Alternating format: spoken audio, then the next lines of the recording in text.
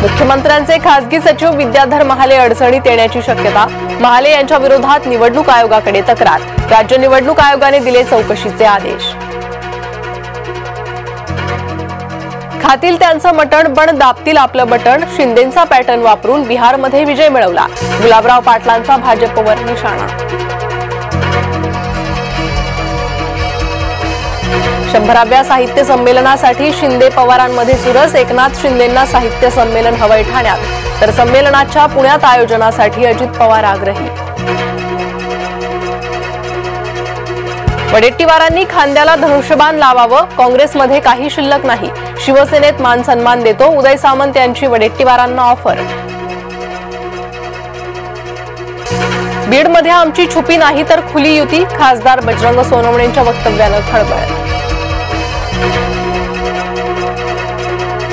चौकशी समितीचा निकाल येईपर्यंत वाट बघा, कथित सिडको जमीन गैरव्यवहार प्रकरणावर शिरसाटांचं वक्तव्य। नाशिकच्या तपोवनातील एकही झाड तोडणार नाही, झाडं तोडण्याचा कुठलाही निर्णय अद्याप झालेला नाही। नाशिक मनपा आयुक्त मनीषा खत्री यांचं वक्तव्य। गोंदियात 11 माओवाद्यांचं आत्मसमर्पण, जिल्ह्यातील माओवादी चळवळीला मोठा हादरा। एमएमसी झोनचा प्रवक्ता आनंदसह 11 जणांचा समावेश।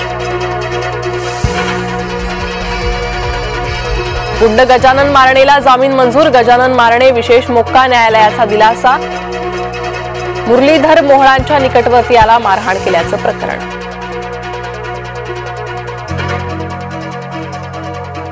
कोल्हापुरात खासगी लॅब एजंट मार्फत रुग्णांची आर्थिक लूट, रुग्णालयात मोफत सेवा असतानाही रुग्णांची फसवणूक। संभाजी ब्रिगेडच्या पदाधिकाऱ्यांकडून एजंटगिरीचा पर्दाफाश। ज्वालामुखीच्या राखेचं कारण देऊ नका, हवेचा दर्जा सुधारण्यासाठी काय करतात ते सांगा। मुंबईतल्या प्रदूषणावरून सरकारवर न्यायालय कडाडले। येवला कृषी उत्पन्न बाजार समितीत कांद्याचे भाव कोसळले, देशांतर्गत बाजारात कांद्याला 2 ते 8 रुपये किलो भाव। रशियाचे राष्ट्राध्यक्ष व्लादिमीर पुतीन 4 डिसेंबरला भारतात येणार। रशिया युक्रेन युद्धानंतर पुतीन पहिल्यांदाच भारत दौऱ्यावर, संरक्षणावर मोठा करार होण्याची शक्यता।